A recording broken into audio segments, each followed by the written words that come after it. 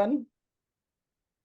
Today's topic is about aspects of BIM, or in other words, talking about BIM process. And there is this thing going around that people think that BIM workflow starts with BIM authoring tool, where I disagree, and that's why I'm with Plannerly. Because I strongly felt that when you start your entire workflow straight with authoring tool, technically you are not thinking about how this process is going to take place. So for me, what is important is BIM planning tool. So I would say from my point of view, it is about BIM planning, then BIM authoring, then checking who did what work, then doing clash detection, or in other words, coordinations. Then it comes to execution. And the last stage is maintenance. So from where I see, it is like planning, authoring, checking, coordination, execution, and maintenance. According to me, these are the stages, or these are the stages of a project where it travels in its BIM journey. It should touch all these steps, or rather all these, I can say these are milestones. So is your planning milestone done? Yes, it is achieved. Then switch to authoring. Are you modeling it? So you start modeling not without planning. No, you don't just straight away open the model and start doing it. That is old 2D workflow. The new workflow, the better workflow is you plan who is going to do what. You plan your entire project. This person will work this much, this person will work this much, and then you start the next step, that is starting to work. So even before you model, you have to plan. So then you plan, then you start modeling. So that's called BIM authoring. There are various tools there. Then you check. So once everyone has done their work and modeling is done, then you check how they have done their work, what is the quality of that work, how authentic it is, if something is missing or not, information is there or not. So that's like checking. Then the next stage is collaboration.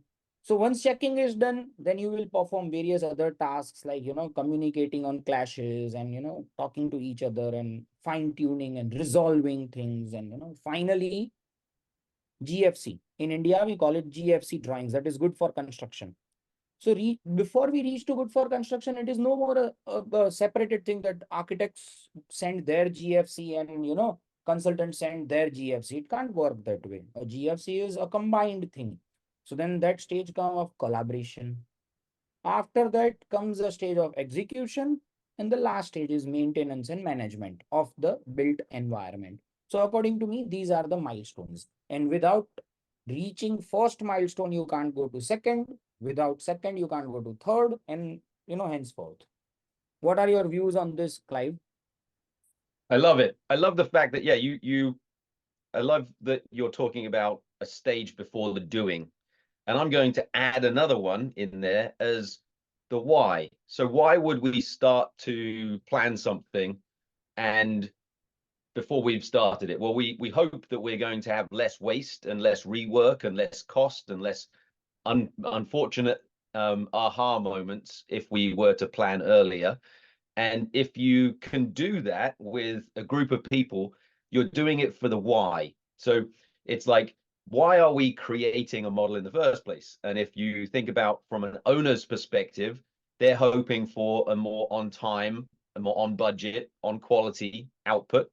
And if you can have more certainty for the owner in that workflow, then they're going to be a lot happier and they're likely to have repeat business with that company. So trying to align planning with the desires, the outcomes, the organizational requirements, it's a real key place. And so, yeah, we love to call it planning early. That's where plan early comes from. And we like to have fun with it, and we like to make it easy and simple to do that. I think that as you talk about that workflow, where sort of we introduce planning, and it's planning for a purpose. That's what the take I would like to add to that. So planning for a purpose, and if that purpose for an owner is to open the facility earlier, then it would be trying to use the BIM uses that will be applicable to time-based things. So you might be more interested in getting detailed quantities, but for time-based analysis and understanding how quickly we're going to be able to build the facility, making sure that everything's coordinated so nothing has to get reworked on site and having interruptions, all of those types of things. And so I like planning for a purpose and then authoring to that plan. Checking, we like to say that it's autonomous checking. So instead of it being when somebody receives a model that they are the first ones to check it, we love to put the checking in the person's hands that is actually doing the modeling. And if you can do that, it means that you'll end up with less clashes and less problems that are unexpected, because they're creating a model and they get a chance to check it, self-check it themselves using some automatic tools, some auto checking. And that autonomous workflow results in lots less disruption down the line and a lot less coordination problems. And then as we go and execute to the project, imagine if the payment process was tied to the actual acceptance of work. So that's another step that we love to put into that workflow. Plan for a purpose, author, so you're building to that purpose, and then autonomous checking and payment tied to the acceptance of the deliverable. How does that sound? What about the planning? How do we do some of that planning for a purpose, Akosh? Yeah, I mean, it's great to have a plan in place, so at least we have something to deviate from, right? But to share a personal story, Clive, yourself and me, we were unfortunately 20 years ago or something like that, we were part of another startup, and we did a huge amount of projects on a yearly basis. It was reaching and exceeding hundreds of projects on a yearly basis, and we, I believe, learned it in the hard way what differentiates a project success and a project failure. So we were developing our processes, our best practices as we went, but in some cases we were under pressure, so jumped into the project right away without doing any kind of planning. We have to deliver, so let's do it right away. In all cases, that ended up with project failure. So that was yeah, tough learning, but we understood that we have to invest our time into proper planning. And well, I would bring collaboration earlier, actually, not only introducing collaboration when it already comes to sharing the models, but collaborating with your suppliers, collaborating with your customers to really understand, again, yeah, why we are doing BIM in the first place. It's completely different if we are doing it for visualization, for coordination, for quantities, and I believe that today we can invent new use cases on projects depending on really what we are doing and what is the purpose of information creation. So inventing these new use cases, it also means that we really have to understand what the others need and why we are creating this BIM thing. So yeah, collaborating as early as possible, creating a plan, and also keeping this plan a little bit dynamic, because as we go, we will learn new things, and we have to align the plan and ourselves to the changing circumstances. I love the analogy of shooting a Hollywood movie. And imagine trying to shoot a Hollywood movie without any plan in place, any storyboards, any written script or lines for that movie. Imagine them just going out and shooting. How long would it take? How bad would that movie be? But that's not what happens. There's a script, there's months and months of drawings, of storyboards, and understanding that thought process. And so imagine the same thing for construction. If you just went out and built something, if you didn't have all of the plans and all of the things that you really need in place, then it would be mayhem. It would be a big problem. So I like to use that as an analogy for the 4D simulation. So if you think about building a movie, you've got to think about the characters before you start thinking about what the stages in a film are going to be. And so in a construction project, it's a similar thing. You have to think about what's the type of construction and how is it going to be phased. And so then you start thinking about the storyboard, which is a 4D simulation. And you can only think about the 4D simulation if you know about what those pieces are that are going to be in the model to be able to simulate it over time. So if you think about that sort of planning process that you would go through for a construction project, you would start thinking, what are the elements that we are going to need in this model? And who's going to be responsible for them, and when are they going to need to be delivered, so that we can coordinate with others and then build that 4D simulation, and how much detail is required in those elements. Do they need to be visually accurate? Do they need to be just dimensionally accurate? Do they need to be detailed with all of their facets and grooves and blockouts and things like that, bolts and welds and things? Or do they just need to be blocks that are placed at that point in time? And all of those thought processes, that's what the planning can help to really streamline, so that we build the right model and we can simulate it over a period of time. And in the end, that Hollywood movie is a blockbuster movie. So that kind of principle of tying it back to something that we all are very familiar with, or maybe we're not all movie producers, but we have thought about that process, and at some point in our lives, we'd as kids maybe like to be in one of those Hollywood movies. I certainly have thought about that. So from where I see, I feel that, without planning, you cannot make a movie. Without script, you cannot make a movie. At the least, what you can do is just make reels, and just post them on social media. You cannot do any serious work without planning, actually. So planning is most important. Why? Because the biggest problem today BIM authoring teams do is not actually less information, it's more information, because they are over enthusiastic. So they actually give out more information, or rather, I would say, they don't think about information at all. What they do is, whatever is available in their BIM authoring tool, they give out the entire information set. I have seen people sending out IFC files with information set where you read undefined. So let's say there is fire rating and it is undefined. I mean, what is it? It's that means that it was just available. They never thought about it. They just did it. So to me, the biggest threat for industry in coming years is people using BIM tools, so-called BIM softwares, but not actually thinking of information.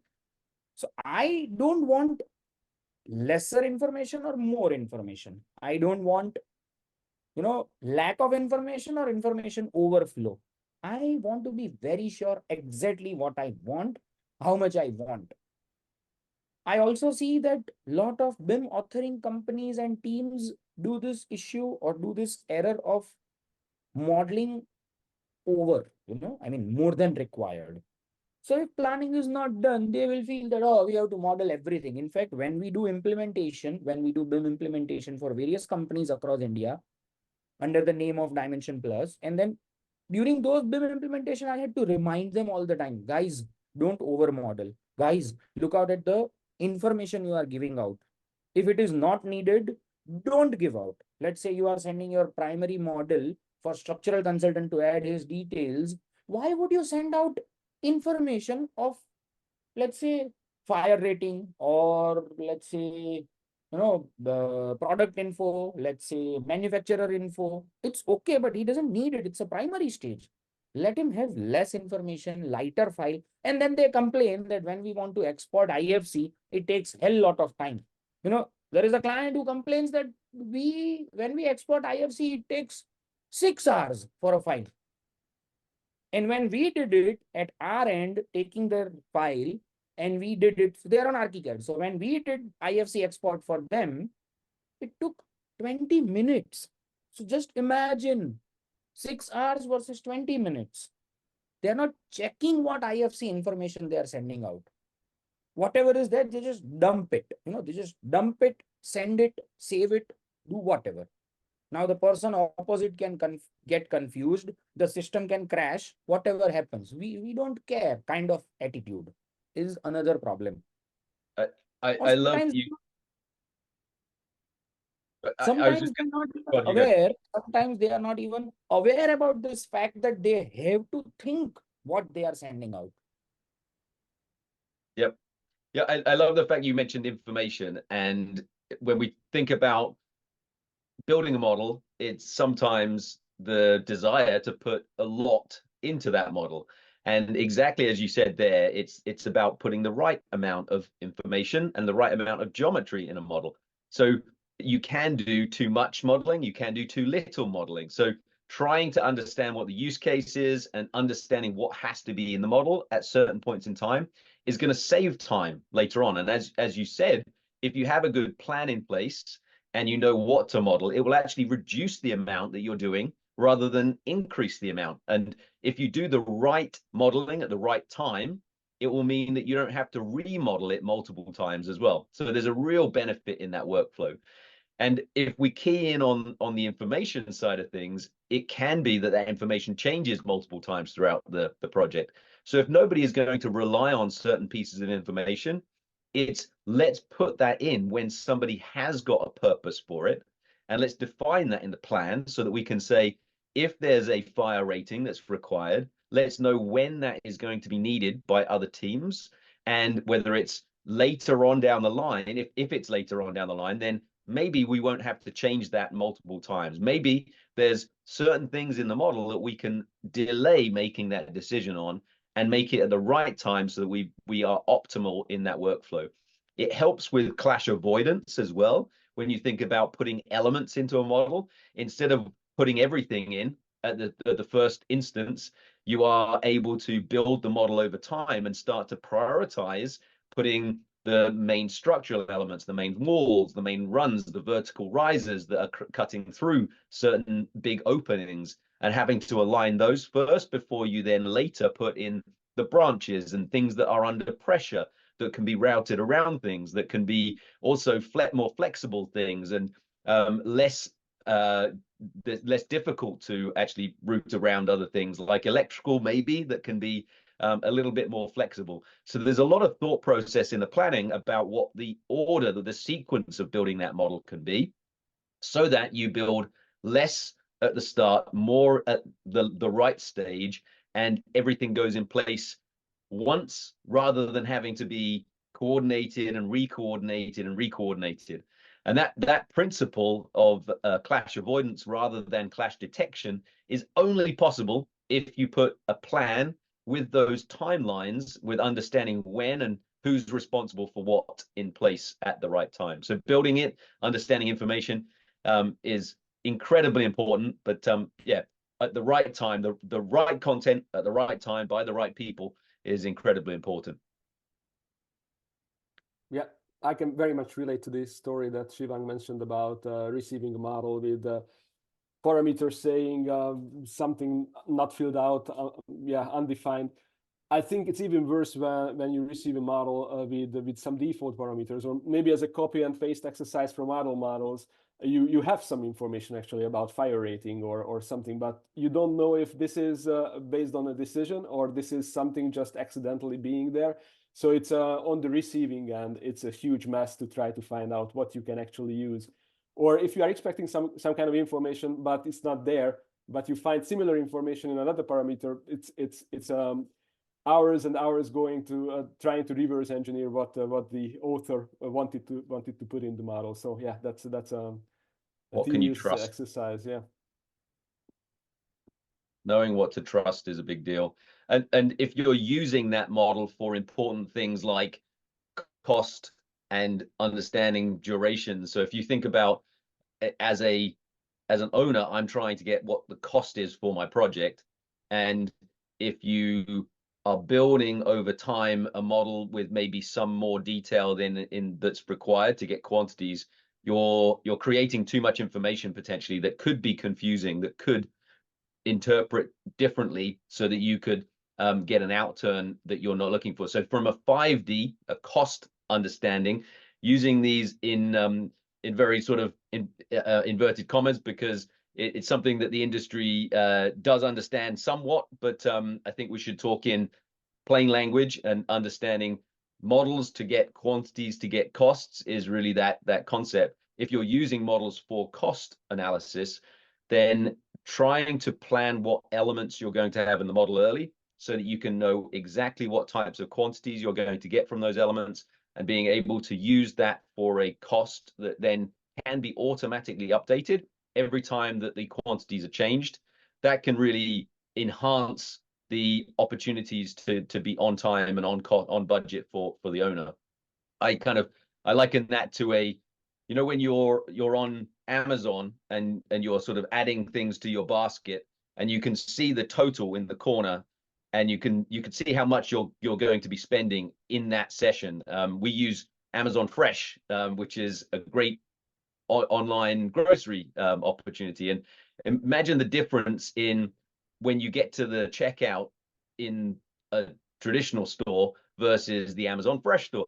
I know exactly how much I'm spending, and I know, oh, I probably shouldn't be adding this to my cart, or maybe I could add this because I'm not spending usually that much. But so you can kind of get to a point where you're comfortable and you're not shocked. But the many times that I've been into some of these large wholesale stores thinking that I'm going to be spending maybe 100 euro, dollar, pound, yens, and it turns out to be 400 at the checkout, and you're like, wow, this is just crazy compared to what I expected. So that real-time feedback in that same principle of building a 3D model, if you've planned for what elements you're going to be putting in that shopping cart and you have a system to be able to count them and show what that number is, it's a much more it's a much easier experience for the owner as well to stay on budget rather than picking lots of nice finishes where maybe they're not in budget and having to value engineer and re-engineer later on. So this I'll tell you, in India we have something called Swiggy, Amazon Fresh, and in India we have something called Swiggy. So just to give context to the audience, that in India we have Swiggy. So anyways, this conversation reminds me of our first interaction, Clive, when we were talking about BIM pollution, you know, depolluting BIM. And what I meant that day also was this, that too much information without even giving it a thought is pollution. What is pollution? Too many gases in the sky. That is pollution. So too much information without giving it a thought, what is needed, how much is needed, is pollution. And I feel that those who want to be happy that we are doing BIM, if I want to be happy that I am doing BIM, I feel that it's my moral responsibility to reduce this pollution. I feel that at least I should start. You know, last week I was with one of the biggest top 10 architects of India in Mumbai. So I mean, their offices in Mumbai, Bangalore, Hyderabad, they are across the country. So I was sitting with them, and I was in fact telling them that it doesn't matter what BIM authoring tool you are using. What matters is your BIM authoring tool going to give you ISO 19650 compliant output? Yes, no. If yes, start working in that direction. If no, start working for resolution of that. Because ultimately you have to stick to some standard. No, you cannot just feel that. I mean, there are softwares out there who tell you that you can do 3D modeling and then apply information to model. I mean, that is like patchwork. I can buy a local suit and then just paste Armani tag here. That is patchwork. It doesn't work that way. You have to plan from the beginning. You have to think from beginning, and then your authoring should start. I think Clive and Akash, we should add some links in when we post this podcast. We should add some links in the caption so that people can read more about what are the planning tools and what are authoring tools and all those things. So I think we should do that also for audience so they can relate to what we are saying, the 5 stages. Yeah, absolutely. I know that there's a great blog. One of the 5 BIM bloggers for Plannerly has created a blog that says something like their favorite 10 BIM tools, and there's a bunch of different. There's planning, there's authoring, there's checking, different tools inside of that as well. So that's pretty easy to find. I think so. We've talked about the requirement to plan early, so you can say, if you begin with the end in mind, you are more likely to get to the end. It's like when you start a journey on a highway, you don't say, I'm just going to get in my car and go. You know where you're going to go, and you try and plan a route before you start. So there's kind of like that planning side of things. there's the authoring. You mentioned it doesn't matter what type of tool you use, as long as it allows you to adhere to what that level of information need is that has been defined in the tender documents, in the EIR, in that BIM execution planning workflow. It's going to meet those requirements. You're going to be able to store it in the CDE. It's going to be able to be compliant in that workflow. The checking side of things, we would love for that to be as automated as possible. So there are some great standards out there now to be able to share the requirements. One of the things that you're able to do inside of Plannerly is to export from your scope an IDS file, so an information delivery specification, an IDS file. That IDS file is then a machine readable specification, which helps to both create the content and also to automatically check whether the model meets those requirements. So imagine, instead of creating a really complex spreadsheet of all of your planning requirements, all of your modeling requirements, you're creating something that both humans can understand and machines can understand. And that file can then be shared with others as a contractual requirement so that other teams can model and adhere to that responsibility. Makes it much easier to then see whether the model meets the requirements, whether it not quite, or whether it totally doesn't meet the requirements. So understanding that and automating that is really important. So that checking side of things, and there's some really fantastic tools out there. Plannerly does an automated check on models as well, but there are lots of other tools out there. Celebri is a great one to be able to understand what the model requirements are and then also check against it and show the model health against those requirements. And there are some others on that list as well. There's one more thing that I'd really like to highlight on that workflow, other than the fact that checking should be done by the teams that are modeling. But any other thoughts on checking before I start drumming on about the linking of payment to those deliverables?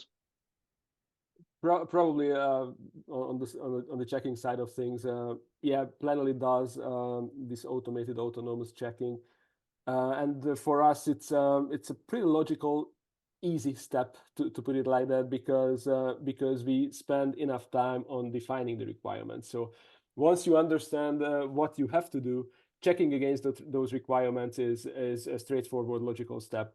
Now, without the proper planning, to go back to this topic, you don't know exactly what you can expect or what you want to check in the model. So that's again some really valuable engineering hours going into trying to understand what the model talks about instead of just letting the system do it for you. So I wish we had such kind of cool standard back then when I was doing model checks. But Building Smart, yeah, they did a great job on this IDS.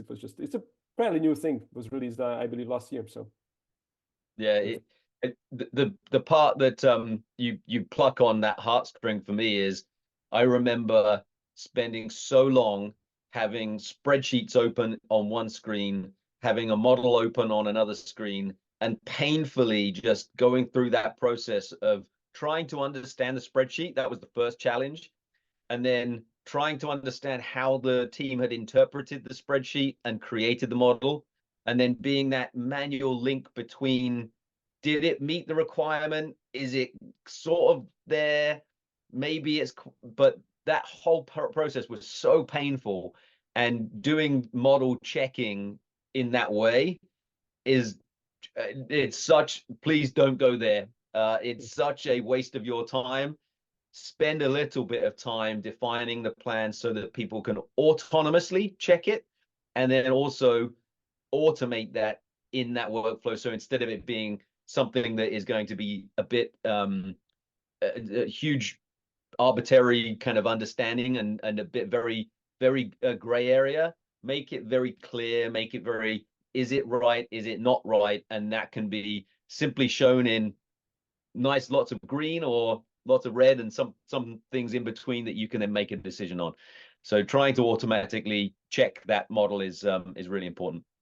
One more thing to add to that, and I don't want to just echo too much what we've been talking about, but remembering the handover of models, and we had a pretty hierarchical system and structure, but we did have at least 3 QA loops entered in our deliveries.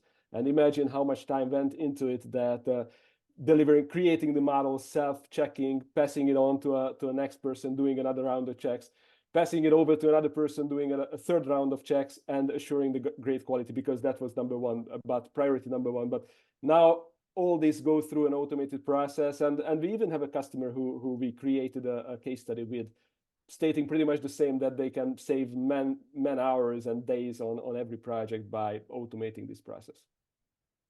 Yeah, I think that Good times. it wasn't just man hours or man days, it was actually the head count, 2 to 3 people on a project, which I think is crazy cool. Yeah. Yep. So once you've gone through that checking process, what would be great is to make sure that teams are caring about completing models and completing deliverables and going through that process in a timely fashion. And I believe that it's not just automating it to make it simple, make it much quicker, but it's also tying payment. So imagine if when you deliver a part of a model even, so I've done all of the architectural walls on the first floor, what about making that a micro payment to the party that has just submitted it, because it has completed the quality checks and it has been verified by the team that's managing that process?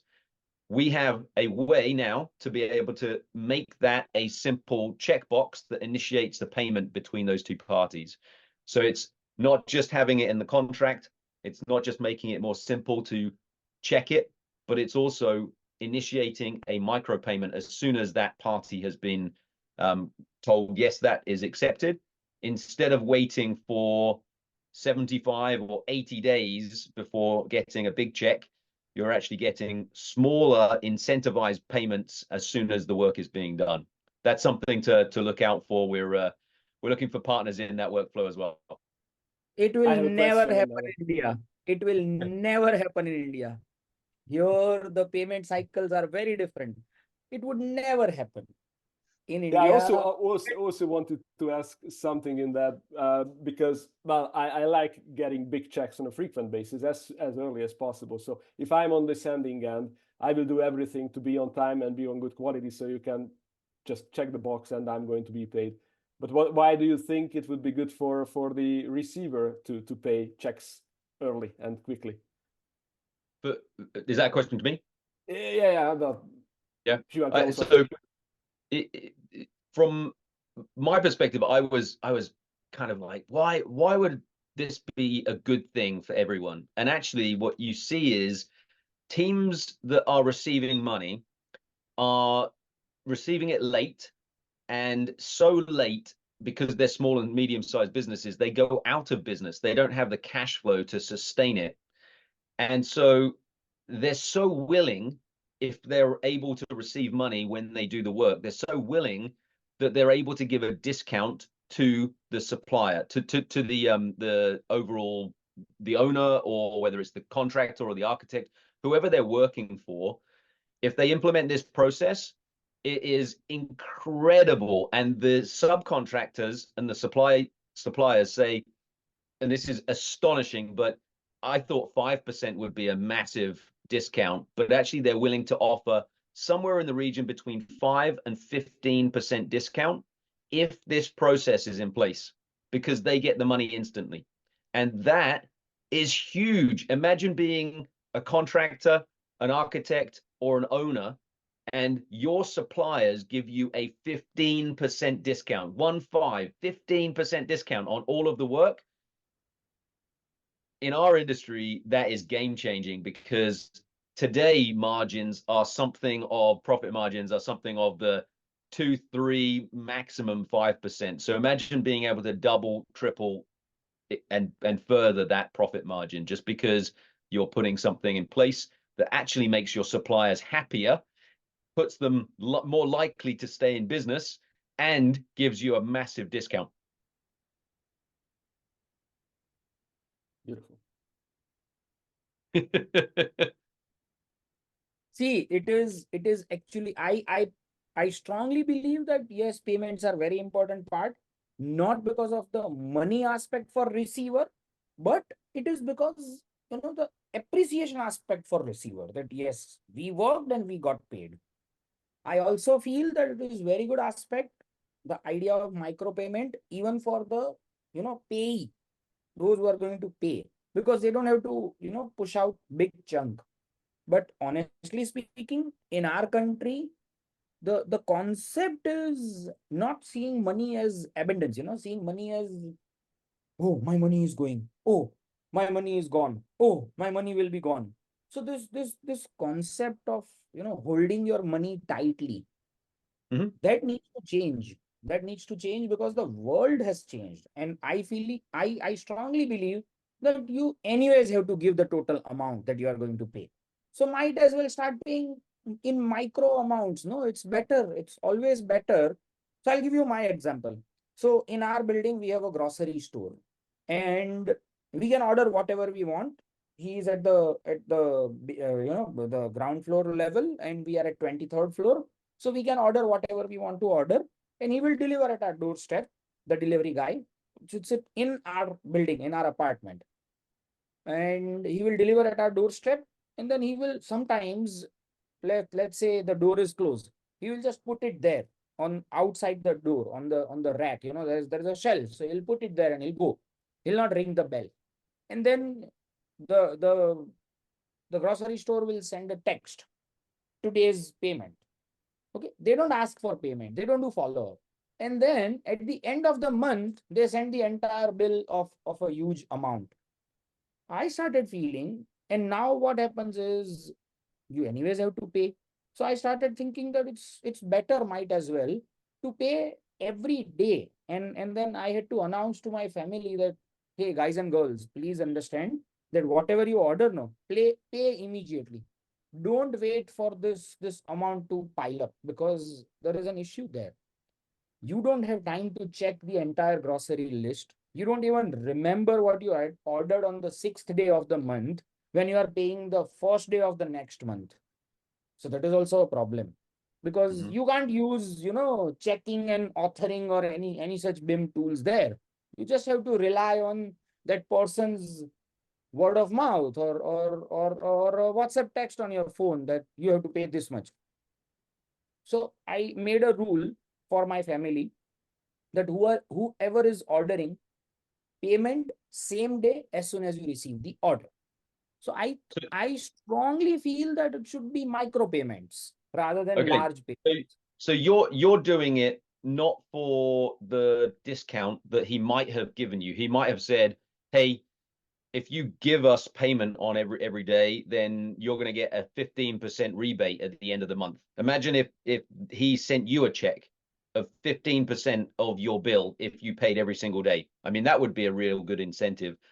But what No, no, you're no, doing, that is not the but what, concept. but That is no, not the I totally concept. understand. I totally understand.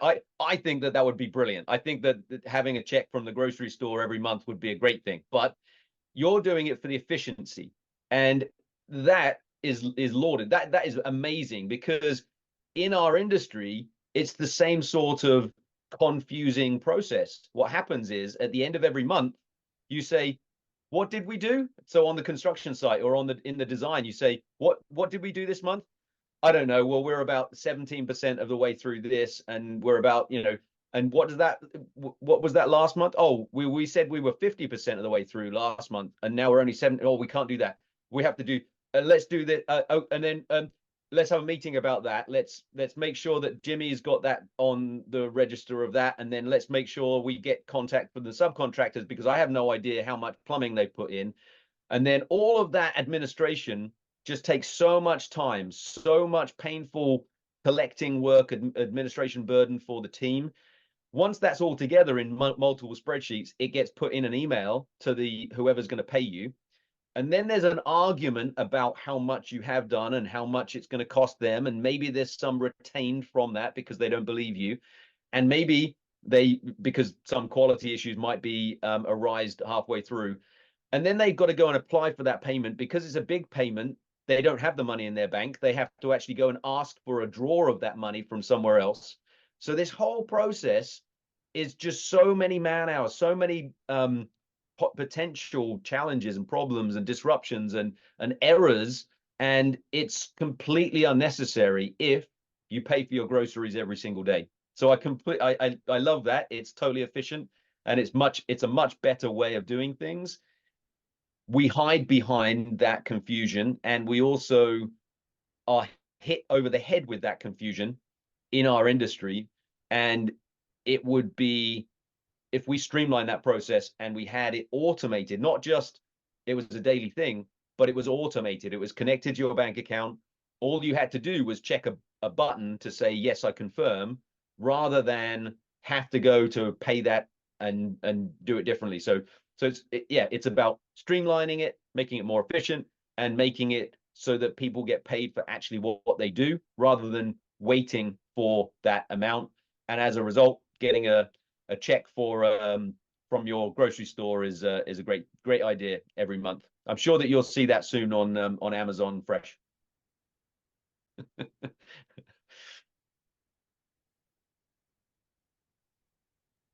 Akash, by the way, what you do? I mean, do you get everyday bills, invoices from your grocery store, or you pay once in a month? Well, I pay as I go, so I always pay for what I purchase. I'm trying to think about similar examples, but I see both sides, and actually I see that I do the same as you do. So whenever I can, I do small payments. I hate doing large payments at once, but also if doing a payment would give me or doing a certain behavior would give me a discount, I would definitely go for that. So if on-time payment also means that that I'm actually going to be discounted, of course, let's do that. I think that that example that I used in Dublin, where I walked into, so Dublin's not my hometown, my home city, but I walked into one of the grocery stores in Dublin, and I picked up a newspaper, a coffee, and some like refreshments, some donuts, and I walked out of the store hypothetically and didn't pay them, and the manager of the store came running after me saying, "Hey, are you not going to pay for those things?" And I said, "Well, I'm from the design and construction industry. We don't pay people for like an average of 73 days. So I'm in the country for at least 7 days. So how about I just give you the money when I leave the country? Isn't that okay?" And he was obviously not going to accept that, because it's not common policy. It's not right. It's actually called stealing. And this is all hypothetical, made up example, because I'm not going to ever leave a store without paying. But the principle is that you could you could have that correlation between going into a grocery store and not paying for something. And in our industry, we're saying that you're going to give us millions of dollars worth of services, but we're not going to pay you until maybe 30, 60, 90 days after you have committed that, after you've done that. And I think that that is immoral. It's wrong. I think it causes businesses to go out of business. Cash flow is a huge problem for them. And I actually think that that is a crime in our industry. I think if you don't pay somebody for the work that they do when they do it, I think you are potentially, even though it's a highly accepted practice, I think it's a crime. And I think that we should be doing something about it. And that's what micropayments does. 100% it's a crime to do delayed payment. So there is a principle, and there is a saying in India that you should pay to someone before their sweat dries. So if someone is sweating to work for you, pay them before the sweat is dry. I like that. Yep. I mean, delayed payment is in Indian judiciary also. There is a saying that, I don't know if it is international or Indian thing, but they say that delayed justice is no justice. So I always say that delayed payment is no payment, because the entire calculation, entire cash flow, entire accounting, entire financing goes haywire. So it is important. So again, coming back to the point, there are, and thank you for, adding this point also. So I would say there are now 6 stages. One is planning before the time, what you are going to do. Then, so BIM planning, BIM authoring, BIM checking, BIM coordination, BIM payment, execution of the project, and maintenance of the project. These are the stages or milestone in a project lifetime in BIM world. So to let's say to summarize what all we talked, you should plan properly based on the planning and requirement, and your BIM execution plan and your the information requirement. You do authoring perfectly based on your authoring. There should be automated check of the quality and the information automated, because I always say that trust on systems more than the doer. So let's say and I was telling somebody today in one of my meetings that strong systems have possibility to even make average work excellent, but if the systems are weak, even the extraordinary work will look like below average. So it's another topic altogether. What I was talking about, it was not only about work, it was about spirituality also, and life also, and philosophy also. It was some different level conversation. I'll not talk about it here, but yes. So it should be a system to check the quality, check the information. There should be a system, not human. Somebody sitting and doing manual check, it won't work. People won't have that much time. You cannot have that separate job description of checking things manually. You cannot hire a separate person for that. It's impractical. And eventually it will go away. People are talking about AI and machine learning. And if we want someone to physically check manually or human, it's impractical in today's world. So you plan, you do modeling, you do checking, then you do collaboration. In between that or after collaboration, you get your payments on time, then you do execution, and then during maintenance and maintenance and repair and life cycle, you stick to BIM model. This is what we meant by BIM aspects or BIM dimensions. So I don't believe in dimension of 2D, 3D, 4D, 5D, 6D, 7D, 8D, 10D. I think that is all jargon. That is all jargon. And I don't believe in jargons. I believe in simple terminologies. So for me, I don't care you are doing 3D or 4D or 5D. That number of D is not important. What I want is I should be able to have planning, what needs to be done, doing what has to be done, checking what is done, coordinating what every one of us have done, payment for what you have done, execution for what you have done, and manage and maintain your work.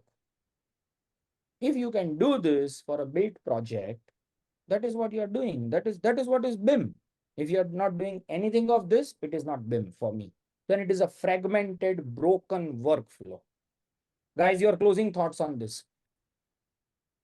Yeah, I love it. So I would say plan early for a purpose, automate as much as you can for the checking, and then pay people before their sweat dries. I love it.